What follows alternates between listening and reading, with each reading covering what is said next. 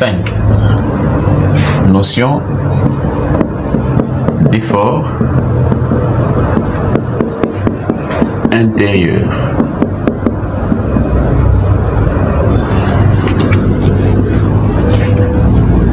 Notion d'effort intérieur. Mais bien avant cette notion d'effort intérieur, nous avons aussi une hypothèse qui est aussi intéressante, qui pourrait nous intéresser aussi. C'est l'hypothèse de Barré de Saint-Venant. L'hypothèse de Barré de Saint-Venant dit ceci. On fera l'hypothèse que les résultats des calculs seront valables loin des points d'application de charge.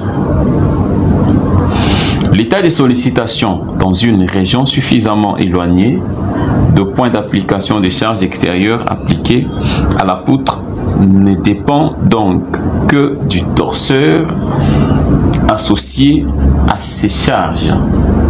Je répète, dans la théorie, on fera l'hypothèse que le résultat des calculs seront valables loin de points d'application des charges. L'état de sollicitation dans une région suffisamment éloignée de points d'application de charges extérieures appliquées à la poutre ne dépend donc que du torseur associé à ces charges. Donc il faut comprendre que lorsque vous avez une poutre comme ça, vous appliquez une charge P et on vous dit l'état de sollicitation dans une région suffisamment éloignée par rapport à l'application de la charge. Si je veux faire par exemple l'étude ou l'étude des résistances à ce point ici qui est éloigné de la charge, cette étude ne dépendra que du torseur en ces points ici. Et l'étude sera normale, valable, sans problème. Je répète pour bien comprendre, l'état de sollicitation dans une région suffisamment éloignée de points d'application des charges extérieures, c'est ces points éloignés du point d'application de la charge extérieure de la poutre, ne dépend donc que du torseur associé à ces charges. Je vais faire ressortir juste le torseur à ce point ici, le torseur qui est dû à cette charge appliquée, et puis je dimensionne mon truc sans problème. Là, c'était l'hypothèse de Barré de Saint-Venant. Maintenant, nous sommes là avec notre 5e point, notion de force, notion d'effort intérieur. Notion d'effort intérieur. On nous dit par définition. Nous avons la définition 5.1. Définition. La définition. On nous dit les efforts intérieurs en un point G de la ligne moyenne d'une poutre sont les composantes. Ce sont des composantes des éléments de réduction du torseur des efforts extérieurs. Là, ce sont les éléments de réduction. Les efforts intérieurs en un point G de la ligne moyenne d'une poutre sont les composantes des éléments de réduction du torseur de force intérieure. Ces efforts intérieurs prennent les notations suivantes. Ces efforts intérieurs, nous avons un élément avec la liaison d'appui par rapport à un point quelconque G. Nous avons des efforts intérieurs. Les efforts intérieurs, ici, là-bas, n'importe où, nous avons les efforts intérieurs. Connaissant ces efforts intérieurs, ceci peut nous permettre de faire beaucoup de choses en ressort des matériaux que nous allons voir, bien sûr. Alors, on nous dit ces efforts intérieurs prennent les notations suivantes. Nous avons N. Nous aurons N à l'intérieur ici. Nous aurons N qui est l'effort normal. L'effort normal. N, l'effort normal. Nous avons la direction X. Nous pouvons avoir la direction Y. Et nous avons aussi Z. Nous avons N. N, c'est l'effort normal, bien sûr dans la direction des X. Effort normal,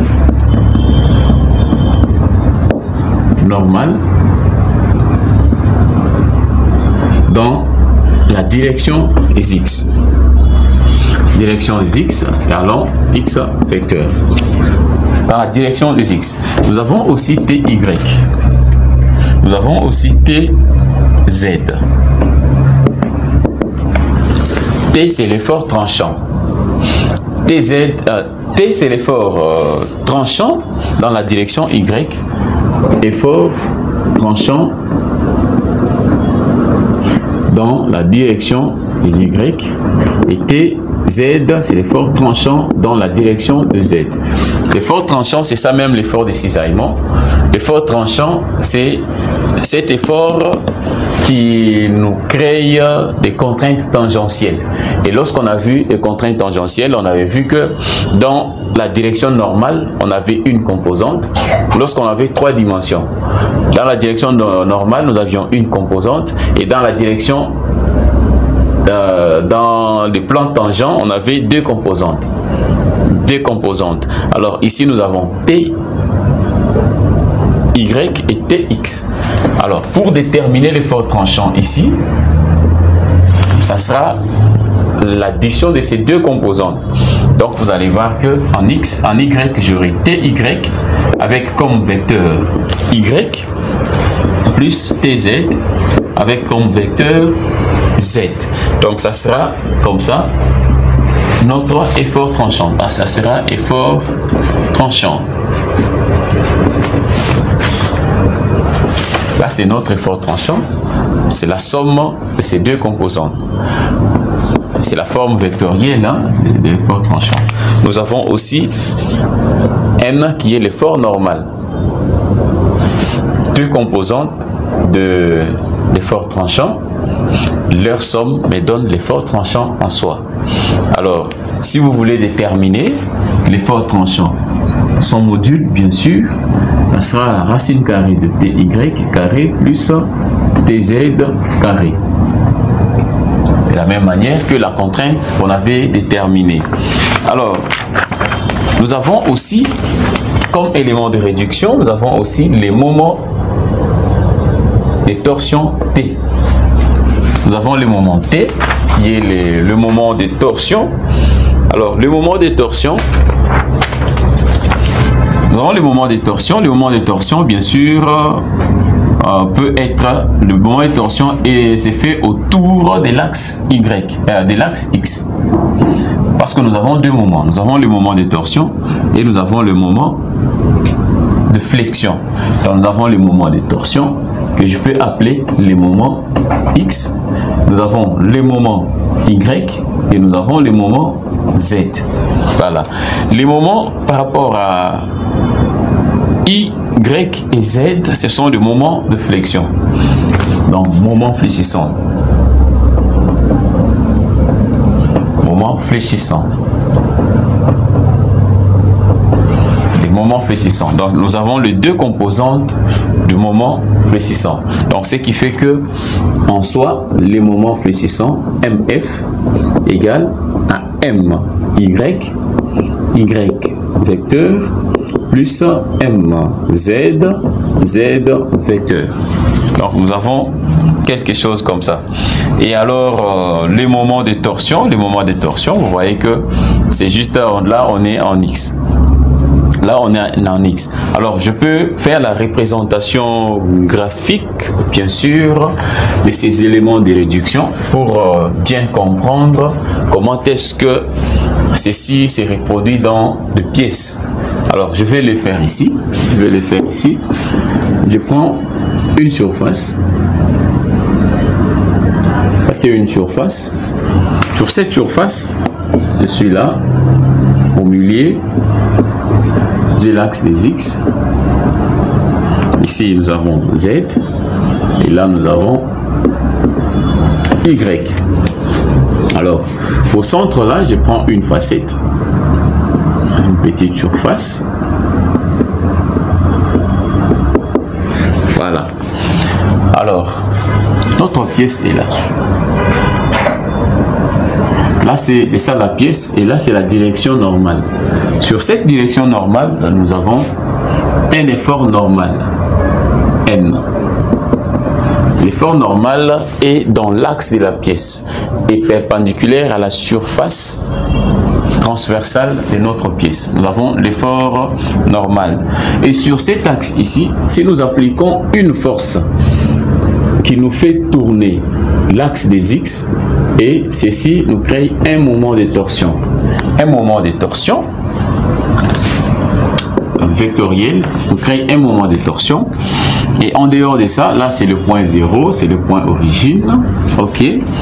Nous avons aussi dans le plan tangent, nous avons sur cette surface, nous avons l'effort tranchant TY, là c'est dans l'axe Y, l'effort tranchant TY, nous avons aussi l'effort tranchant TZ. Alors, sur cet axe, il peut y avoir aussi un moment, c'est le moment MY. Ici, nous avons aussi un moment, c'est le moment MZ. Donc, ici, nous avons, vous allez voir que sur chaque axe, nous avons deux éléments de réduction. Nous avons l'effort normal et les moments de torsion, l'effort tranchant en Y et les moments de flexion, et l'effort tranchant Z et les moments de flexion aussi, suivant Z. Alors là, nous avons représenté notre... c'est la représentation en fait graphique de nos éléments de réduction. C'est comme ça que ça sera représenté. Donc ici, on veut vous dire tout simplement que la flexion peut se faire suivant deux plans. Suivant deux plans. Donc je prends un exemple. J'ai une poutre comme ça. Et cette poutre ici supporte une charge. Dans ces plans ici, nous avons une charge. Et dans ces plans ici aussi, la poutre peut supporter une charge P1, P2 par exemple. Nous avons deux plans d'application des charges. Et là, vous allez voir qu'il y aura une flexion dans cette direction ici. La poutre va se déformer. Et dans l'autre sens, il y aura aussi une déformation. Il y aura aussi une déformation. Et vous allez voir maintenant, je crois à la fin de ce chapitre, vous allez comprendre maintenant, lorsque nous avons l'apparition de tels éléments de réduction, il s'agit de quelle sollicitation? Lorsque les deux apparaissent au même moment, il s'agit de quelle sollicitation? Donc là, on va voir, c'est vraiment capital, c'est vraiment important pour connaître dans quelle sollicitation nous nous retrouvons. Alors, nous avons le sixième point. Le sixième point, je crois que c'est le dernier point, 6. Sollicitation simple. Sollicitation simple. Sollicitation simple. Parce que connaissant les éléments de réduction, il faut savoir que vous vous retrouvez dans quel type de sollicitation. Parce que pour bien dimensionner une pièce ou un solide, il faut savoir dans quelle sollicitation vous vous retrouvez pour bien appliquer les formules bien appropriées bien sûr par rapport à la sollicitation dont vous vous retrouvez. Alors, on nous dit les sollicitations couramment rencontrées sont la traction ou la compression, la flexion, la torsion et les cisaillements. Là, ce sont des sollicitations couramment rencontrées. Je crois, je vais vous faire un tableau. Je vais vous faire un tableau et vous allez comprendre quand est-ce qu'il y a traction, quand est-ce qu'il y a compression, quand est-ce qu'il y a cisaillement, quand est-ce qu'il y a torsion ou flexion. Vous allez très bien comprendre à travers ces tableaux que je vais poser tout de suite là. Et tout le monde doit comprendre. Pour ceux qui écrivent, je répète la théorie, les sollicitations couramment rencontrées sont la traction ou la compression, la flexion, la torsion et les cisaillements. Sans oublier la flexion bien sûr. On passe.